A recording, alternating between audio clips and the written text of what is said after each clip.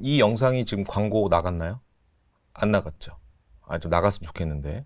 자, 이 영상 들어오신 분들, 글쎄요, 우리 고객님들일 수도 있고, 아닐 수도 있지만, 그리고 우리 NH투자증권의 증권사 직원분들일 수도 있습니다. 이분들의 공통점은 뭐냐면, 이 영상에서 오늘 얻어 가셔야 할 점은 하나, 일단, 고정관념을 탈피할 수 있을까에 대한 의구심이 있지만, 한번 고정관념을 좀 탈피시키고자 한번 이 차이나 투자에 관련된 내용들을 좀 다룰 거고요. 왜냐하면 몇 년간 중국 시장이 굉장히 힘들었던 상황이어서 네. 이번에는 좀 다르지 않겠냐라는 생각들도 좀 있습니다만 여전히 의구심을 갖고 있는 점, 그리고 미국과 중국 간의 이런 다툼이 있는 상황에서 이제 중국 시장의 상승은 끝났다, 일단락됐다, 다시 미국으로 가야 된다라는 생각이 있을 수도 있으나 그것 또한 어떻게 보면 결국 맞는 국가 미국으로 가기 위한 약간 착각일 수도 있겠다. 머니무브의 흐름들, 포트폴리오 다변화 차원에서 오늘 영상은 그런 의미가 좀 있을 수도 있겠다.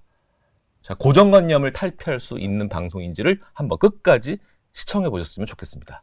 그래서 오늘 도움 말씀을 주실 조철군 연구원님 모셨습니다. 안녕하십니까? 네, 안녕하세요. 네. 자, 뒤에 우리 썸네일에도 중국 주식 투자에 기회가 오고 있다라는 부분들인데, 일단 1차 상승은 끝났어요.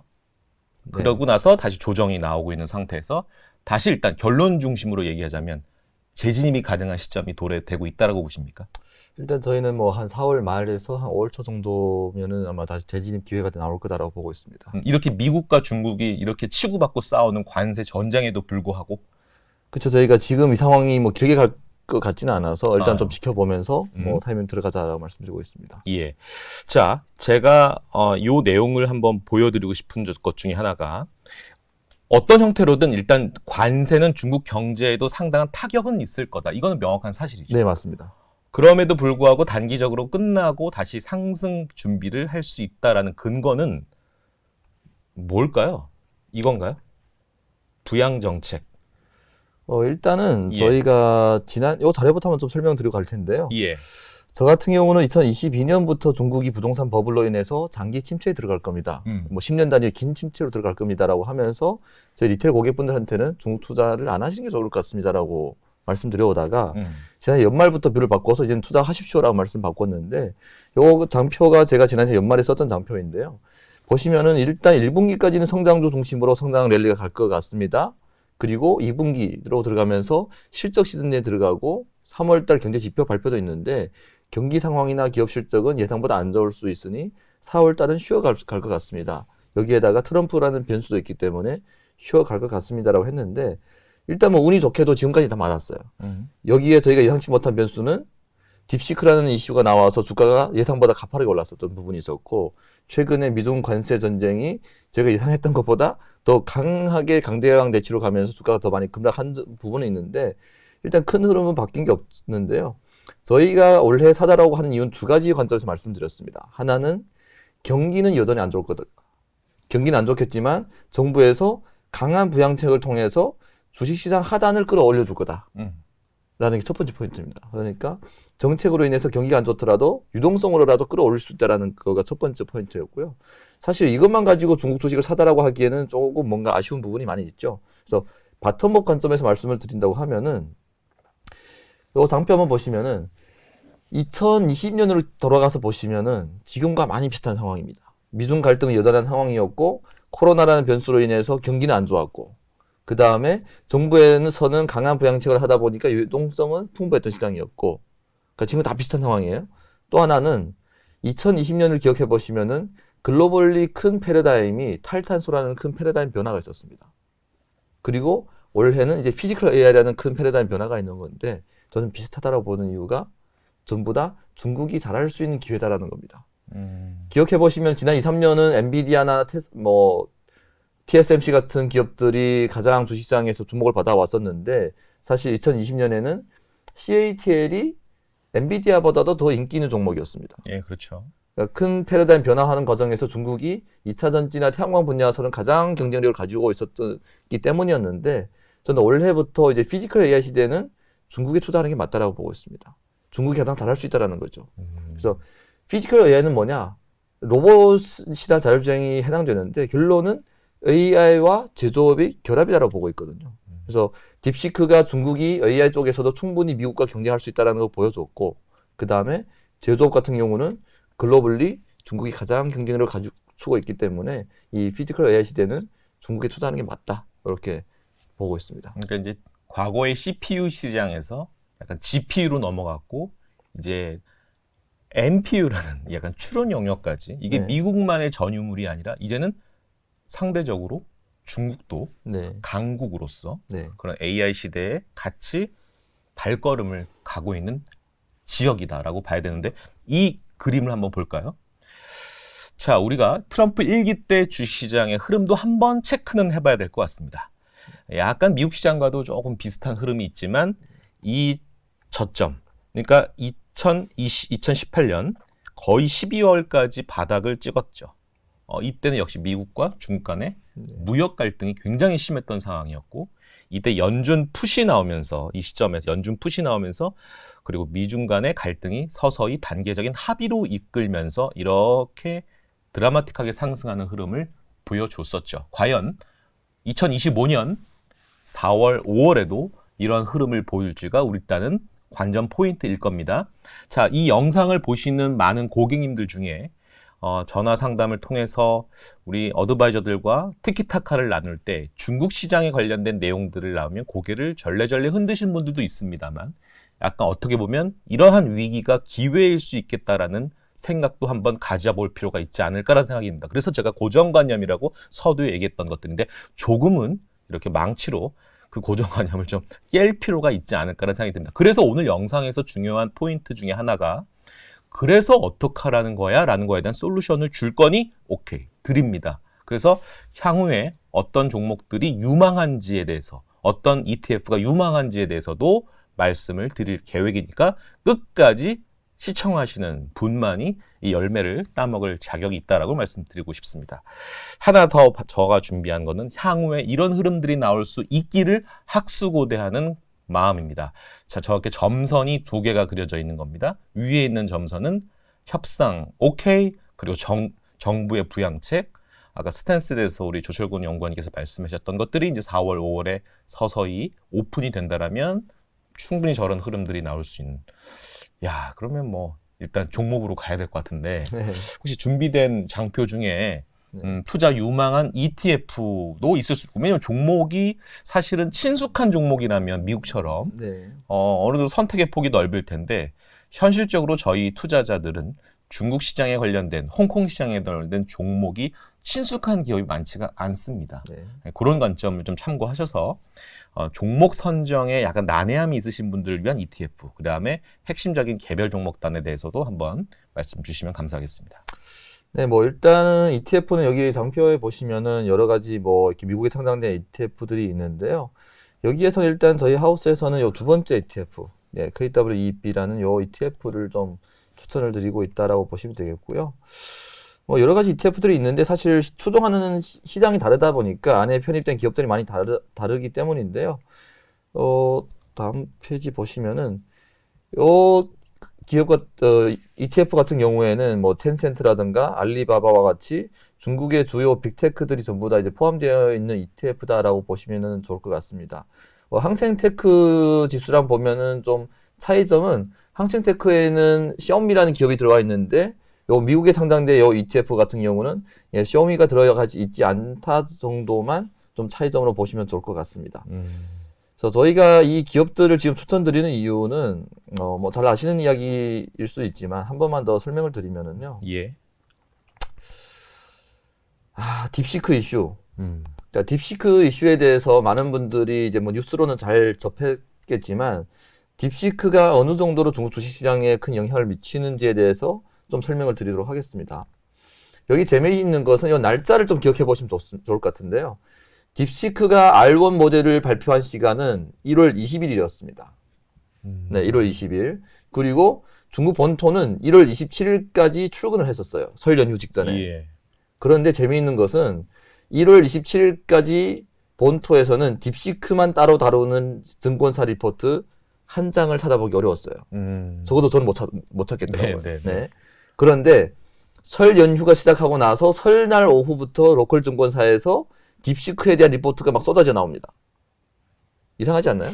네네. 그러니까 출근할 때도 일을 안 하던 애들이 설 연휴에 집에서 리포트 쓰고 있는 거예요, 애들이. 왜 그랬을까요? 여기에는 사실 중국 기업들은 2024년에도 알리바바나 아이플라이텍이나 여러 기업들이 자체 개발한 생성형 AI 모델이 챗GPT와 대등하거나 일부 수학이나 코딩 분야에서는 성능이 더 앞서 있다라고 주장을 해왔기 때문에 딥시크가 알번 모델을 발표하고 나서 성능이 딥시크 뭐 챗GPT보다 낫다 뭐 이런 이야기 할 때도 중국인들조차도 뭐 그러려니 한 거예요.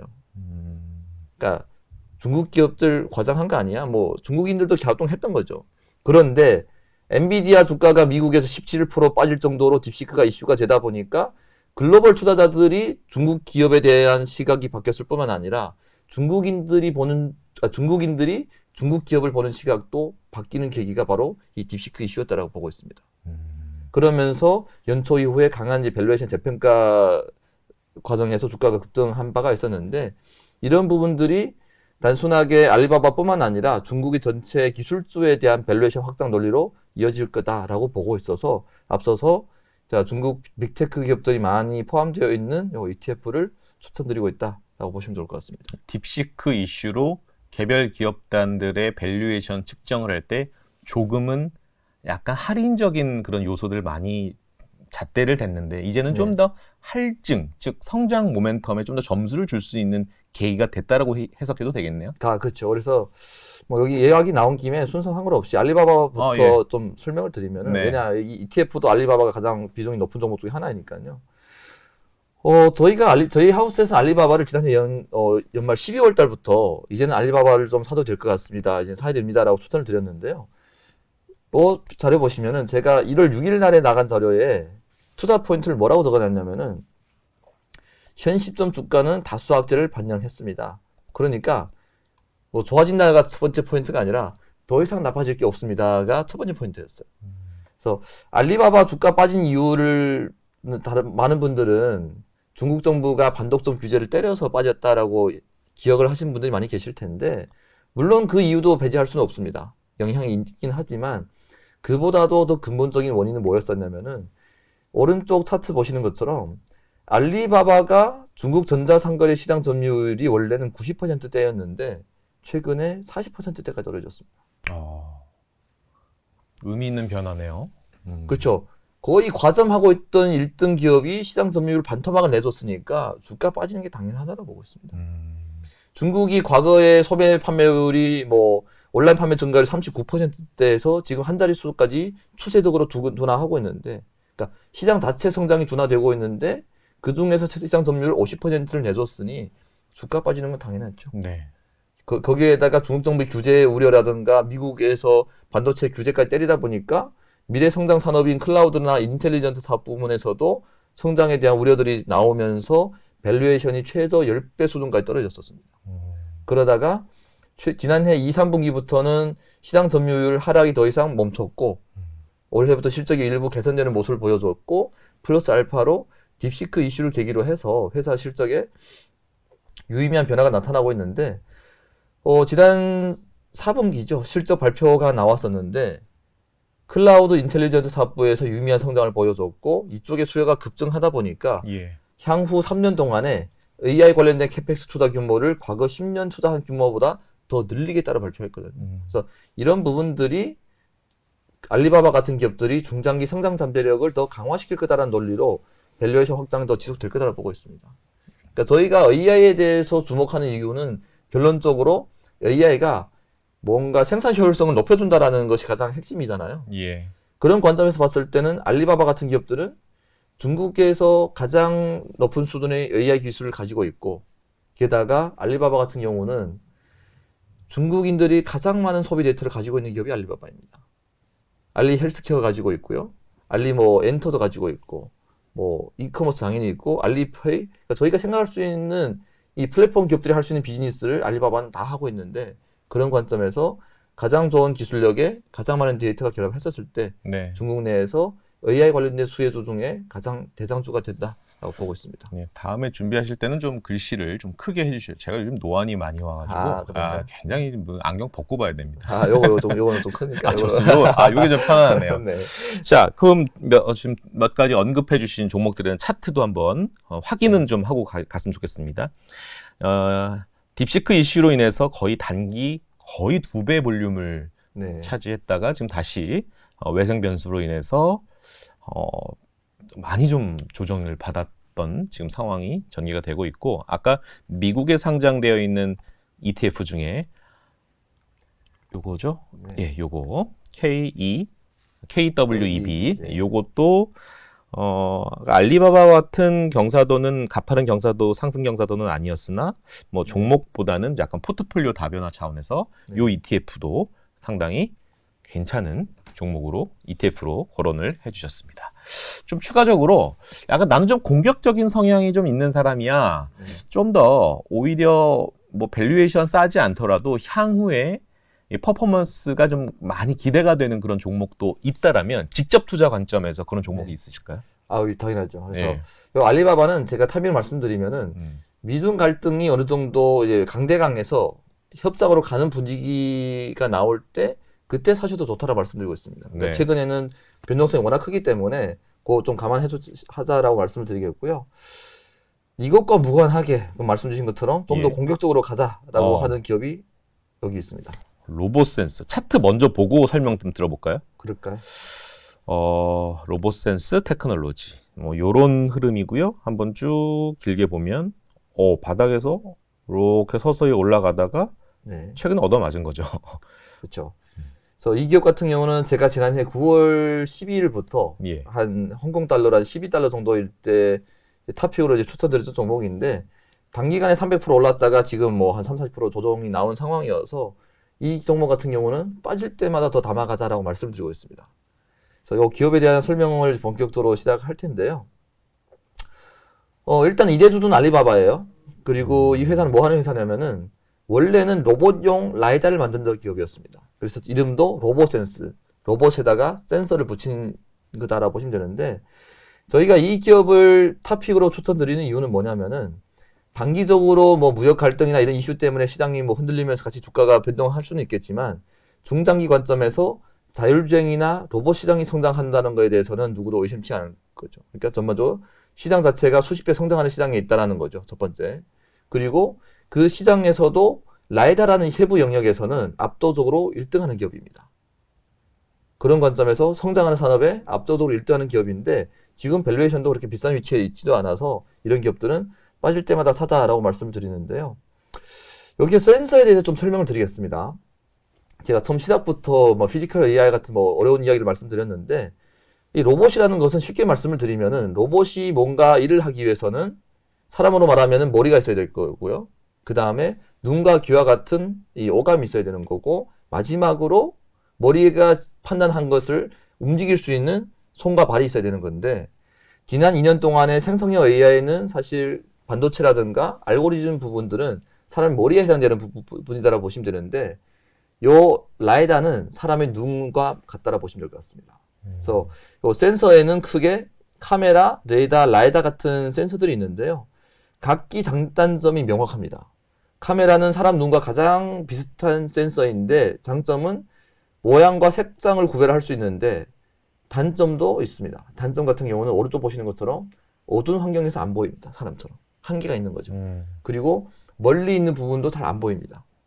그러니까 사람 눈과 같은 한계가 있는 반면에 이 라이다는 작동 원리가 카메라와 다른 부분이 카메라는 그러니까 있는 빛을 그대로 받아들이는데 라이다는 빛을 쏘아서 돌아오는 빛을 식별하다 보니까 카메라보다 더 멀리 정확하게 볼 수 있다는 장점이 있습니다.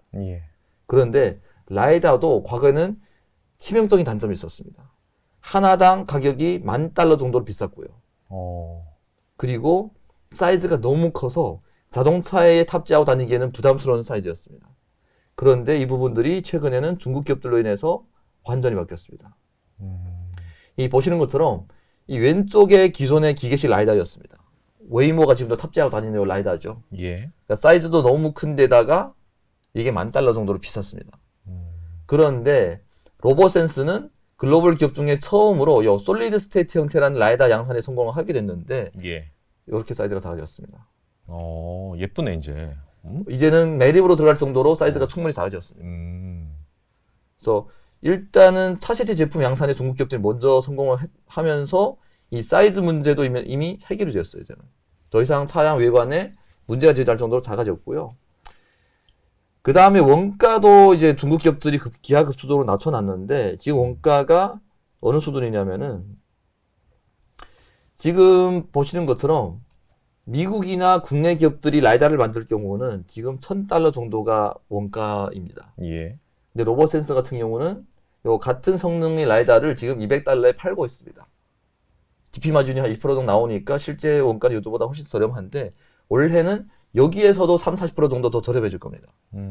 그러니까 라이다가 과거에 가장 큰 문제였던 사이즈 문제라든가 비싼 문제들이 이미 해결됐다는 거죠.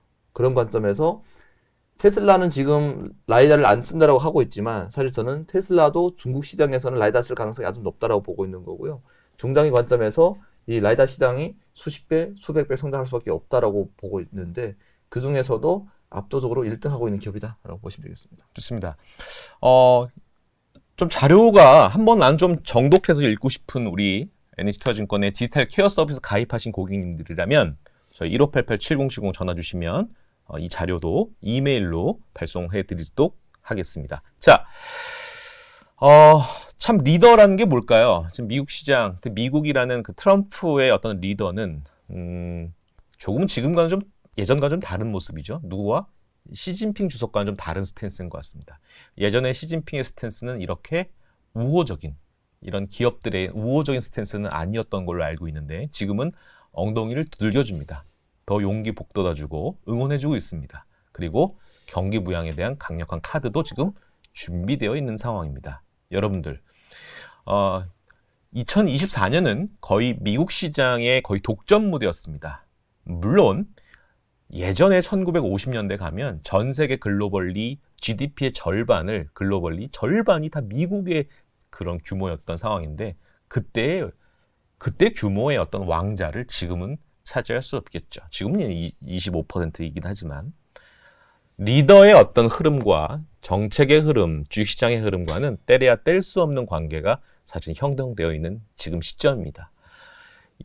미국만 너무 믿지 말자. 그러면 난 포트폴리오 다변화해서 이제 아무도 안 보았던 약간 선입견이 강했던 그 지역 중국에 대한 투자에 대해서 자신감은 없더라 하더라도 이런 전체적인 ETF라는 수단을 통해서 또는 일부 작은 규모라도 일반 투자 유명한 이런 개별 종목에도 조금씩 분할 투자해서 좋은 결과가 있었으면 좋겠고 그러한 긍정적인 전망도 저희 NH투자증권에서는 한번 말씀을 드려보는 차원의 영상이 아니었나 싶습니다. 자, 오늘 영상 감사드리고 혹시 못하신 말씀 꼭 이 말은 꼭 전달을 해주고 싶다 혹시 있으세요? 없어도 되고. 한 번 더 강조한다고 하면은 요 로봇센서 같은 기업은 그러니까 빠질 때마다 조금 더 담아가자라고 한 번 더 말씀드리겠습니다. 그리고 이 종목은 뭐 한두 달, 두세 달 보는 종목이 아니라 1년, 2년, 3년씩 길게 볼 수 있는 종목이기 때문에 단기적으로 변동성이 생길 때 두려워하지 마시고 꾸준히 가져가면은 좋은 성과가 있을 거다라고 말씀을 드리겠습니다. 예. 자, 화목한 런치스탕 많이 시청해 주시고 또 NH 또 월간 해외 주식에 관련된 그 글로벌리 기업들에 대한 시청도 많이 좀 해주셔서 여러분들 지금 많이 힘든 거 알고 있습니다. 어떻게 보면 위기가 또 기회일 수도 있는 찬스일 수도 있기 때문에 너무 의기소침하지 마시고 너무 투자 문화에 대해서 너무 거리감을 두지 마시고 이제 오히려 더 가깝게 다가와야 될 시기가 도래되고 있는 것 같습니다. 여러분 화이팅 하시고 그 옆에는 저희가 함께 하도록 하겠습니다. 여러분 시청해 주셔서 감사합니다. 네, 감사합니다.